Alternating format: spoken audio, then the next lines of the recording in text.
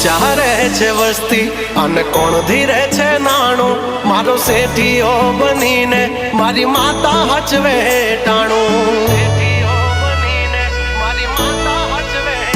હા મળતું ના માંગ્યું કાંઈ આજ છે બોલવાલા ઠાઠ ને ઠઠારા મારી માતા ના ખમકારા